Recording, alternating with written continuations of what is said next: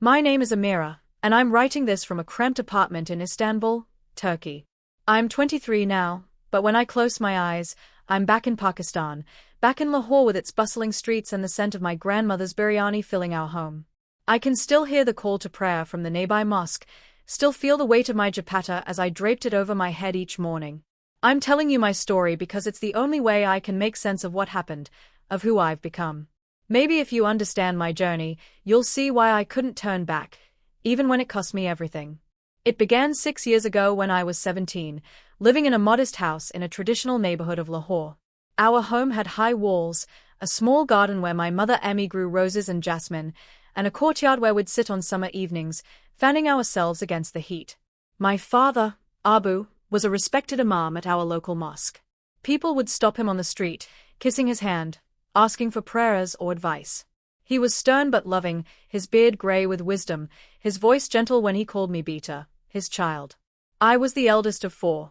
My younger brother Bilal was 15, always getting into trouble, stealing mangoes from neighbors' trees. Then came my sisters, Zara at 13 and little Noor at 8, with her gap-toothed smile and endless questions. I loved them fiercely. We'd pray together 5 times a day, our prayer mats lined up in rows. I'd help Emmy cook, chapatis on the tava, dal thick with spices, and we'd eat together on the floor, passing dishes, laughing at Abu's stories about his students. Life was simple, predictable. I wore my hijab proudly, covering my hair, my arms, dressing modestly as our faith required. At school, I studied hard, mathematics, Urdu literature, Islamic studies. I had friends, but one stood out, Hira. She was different from the other girls, quieter, with eyes that seemed to hold secrets.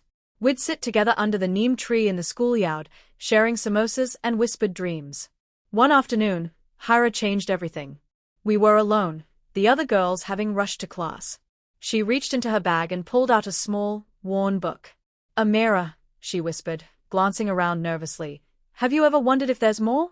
More than what we're taught. My heart skipped. In Pakistan, especially in families like mine, questioning Islam was unthinkable. It was apostasy, punishable by death in some interpretations. But Hira's words planted a seed of curiosity I couldn't ignore. What do you mean? I asked, my voice barely audible. She handed me the book. It was in Urdu, but the title made my hands tremble. Injil Sharif, the Holy Gospel. Just read it, she said. Hide it well. It talks about Isa al-Masih, Jesus. He's not just a prophet, Amira. He's so much more. I stuffed the book into my bag, my pulse racing. That night, locked in my room while my family slept, I opened it. The pages were thin, yellowed with age.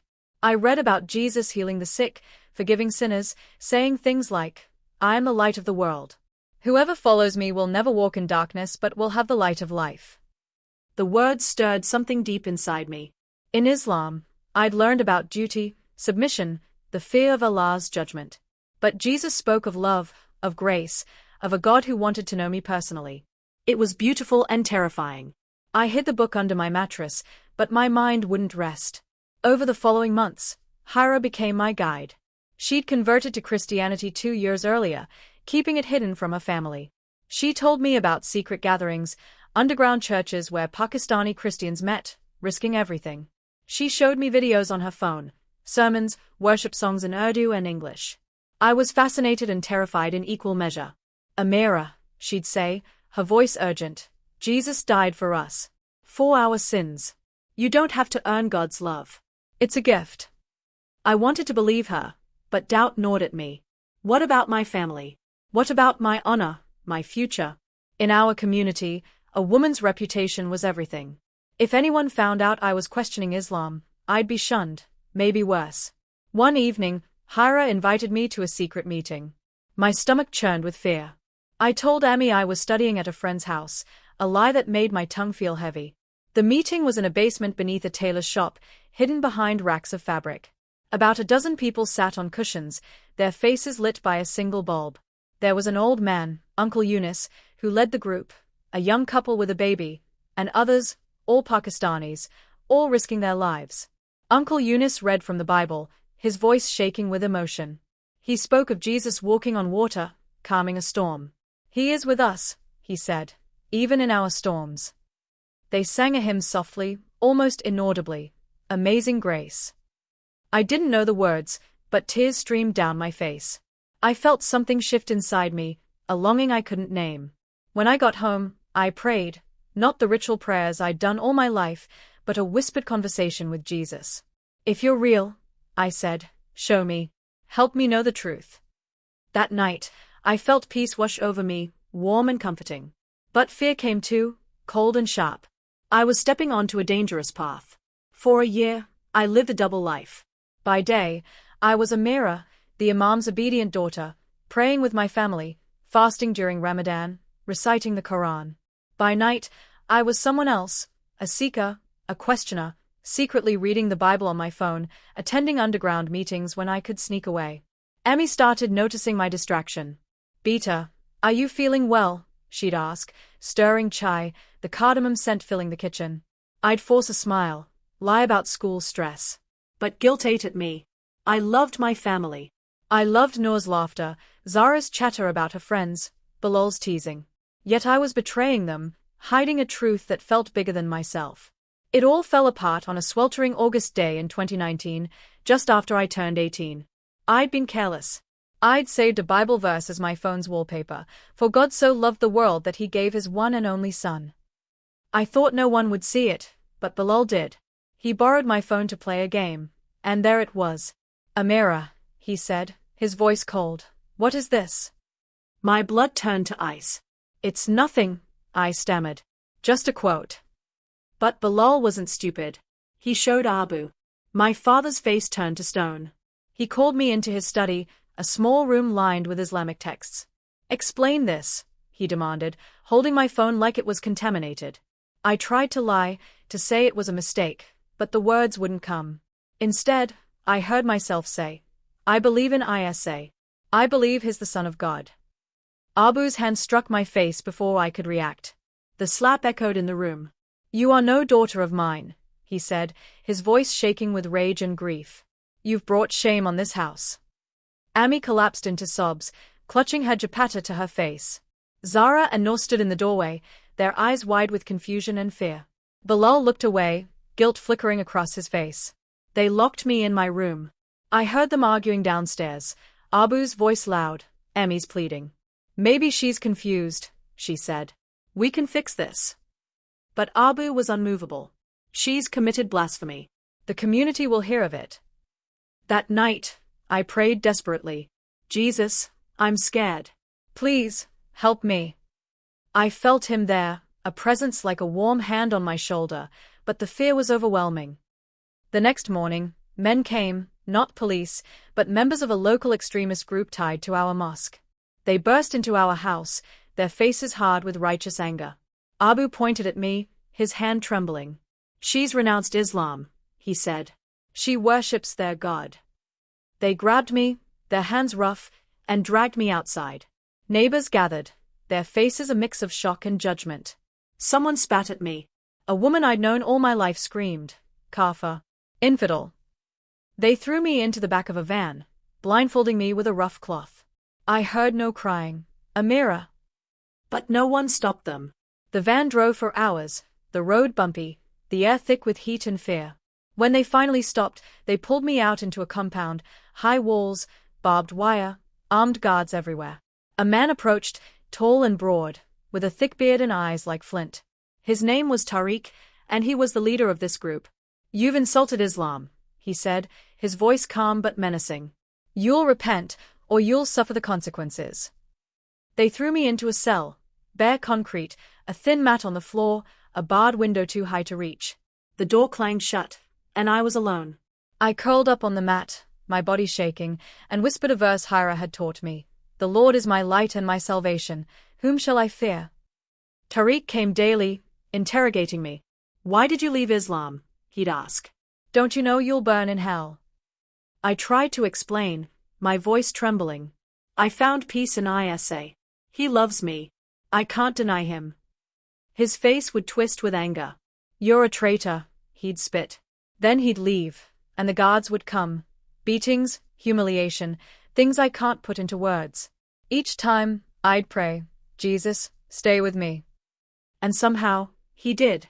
I felt his presence in the darkness, a light that wouldn't go out. One day, they brought another woman to the cell next to mine. Her name was Sima. Through the thin wall, we whispered to each other. She was like me, a convert, caught and imprisoned. Her husband had turned her in to protect himself. I lost my children, she told me, her voice breaking. But I haven't lost Jesus. Sima became my lifeline. We prayed together through the wall, sang hymns so softly only we could hear. She taught me a new song, It Is Well With My Soul. Her voice was weak but steady, and it held me together. God sees us, Amira, she'd say. He's with us, even here. The guards hated our talking. They'd bang on the walls, shout at us to shut up. But we found ways, tapping codes, passing scraps of paper. Sima gave me a verse to cling to. Even though I walk through the darkest valley, I will fear no evil, for you are with me. Then Tariq decided to redeem me. He announced I'd marry him, that it would cleanse my sin and bring me back to Islam. My stomach turned. This wasn't marriage, it was ownership, a cage disguised as salvation. The ceremony was a mockery. They dressed me in a white shawl kameez, plain and lifeless. A mullah read verses I didn't hear, Tariq standing beside me, his hand heavy on my arm. I thought of Emmy, how she'd dreamed of my wedding day, Mandi on my hands, laughter, music. This was nothing like that. Afterward, they moved me to Tariq's quarters. I won't tell you everything that happened there. It's too painful, too raw. But I will say I felt my soul being torn apart. Yet even then, I prayed, Jesus, you're my true husband. Don't let me forget. And somehow, that kept me breathing. I started watching, listening. The guards talked when they thought I wasn't paying attention, about supply routes, about conflicts with the police. One guard, Assad, was younger, maybe 22, his eyes less hardened. Once, he slipped me extra food, his hand shaking. I thanked him, and something flickered in his face, doubt, maybe guilt. I began talking to him in small ways. Is it hot today? Thank you for the water. He'd nod, looking away, but I sensed a crack in his resolve. Sima noticed. Be careful, she whispered. He could help or betray you. But I felt Jesus guiding me. I kept a spoon from a meal, a loose nail I found in the floor. They seemed useless, but they were hope, small, fragile, but real. Sima and I made a plan, whispering through the wall. We'd watch for an opening, a distracted guard, anything. We'll escape together, she said, her voice fierce. I believed her because she believed in me. The chance came during a night of chaos. Police raided a nearby compound, and our guards were distracted, shouting into radios, running to defensive positions. The compound was in uproar. I heard Assad's voice outside my door. Amira, he whispered, slipping a key through the bars. Go now. The side gate is open. My heart pounded. I didn't know if I could trust him, but I felt Jesus urging me forward. I unlocked my door, grabbed Sima, and we ran through the shadows. The open gate loomed ahead, unguarded just as Assad said. We ran into the night, the city sprawling before us, dangerous but full of possibility. We didn't get far before we heard vehicles, Tariq's men, hunting us. Sima pulled me into an alley, her hand tight on mine. Stay quiet, she hissed. Headlights swept past, and I heard Tariq's voice, sharp with rage. Find them. We kept moving, through back streets, past sleeping beggars, our breath loud in the silence. Sima started slowing, clutching her side. I'm fine, she lied, but I saw blood seeping through her kameez. She'd been hurt, maybe in the compound, maybe in our escape. Sima, let me help, I begged, but she shook her head. No time. Keep going. We reached a safe house Hira had once mentioned, a Christian family hiding in the outskirts. An elderly man, Baba Rahim, answered our desperate knock. He pulled us inside, his face grave. The extremists are everywhere, he whispered. You're not safe here for long. He tended to Sima's wound, but it was deep, infected. Her breathing grew shallow, her face pale. Amira, she whispered, gripping my hand. You're my sister. Jesus brought us together. She hummed our hymn, It Is Well With My Soul. I sang with her, tears streaming. You'll be okay. I lied, but her eyes closed, and she was gone, her face peaceful as if she'd finally found rest. I don't know how long I held her, sobbing into her shoulder. Baba Rahim touched my arm gently. You must go, he said. They'll come here. There's a man who can help you cross the border. I didn't want to leave Saima, but I heard trucks outside, men shouting. I kissed her forehead. I'll see you in heaven, I whispered. Baba Rahim gave me a hijab to cover my face and led me through back streets to meet a smuggler. The journey to the Iranian border took days, hiding in trucks, traveling only at night, the constant fear of capture. The smuggler was kind in his way, giving me bread and water, never asking questions. At the border, he pointed to a path through the mountains. Cross there, he said. Turkey is beyond. You'll find refuge. I stumbled across, my feet bleeding, my heart heavy with loss. When I finally reached a refugee camp in Turkey, I collapsed, my body giving out.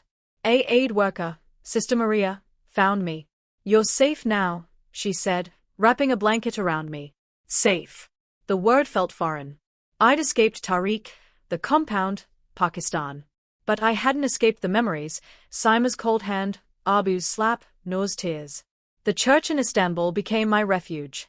Pastor Kamal, a gentle man with kind eyes, welcomed me. You're home here, he said. At first, I sat in the back, silent, listening to hymns that reminded me of Saima. Slowly, I began to heal. I met other Pakistani refugees, Christians who'd fled persecution. A woman named Aisha taught me Turkish, her patience endless. A young man, Hassan, who'd lost his family, shared his story, and I shared mine. We cried together, prayed together, found strength in our shared pain. One day, Pastor Kamal asked me to speak at church. Share your story, he said. It will help others. I was terrified, but I stood before them, my voice shaking. I'm a mirror, I said. I was a Muslim, but Jesus found me. I lost my family, my home, my friend Saima. I was hurt and afraid. But Jesus never left me. He carried me through the darkness. He's my light. The congregation wept, prayed, embraced me. I felt Saima's presence, her hymn in my heart. Now, as I write this, watching the sunset over Istanbul's minarets, I'm still healing. Some nights, I wake screaming, seeing Tariq's face. But I'm not that terrified girl anymore. I'm a mirror, a Christian, a survivor, a daughter of Jesus. I don't know if I'll ever see my family again. I pray for them daily.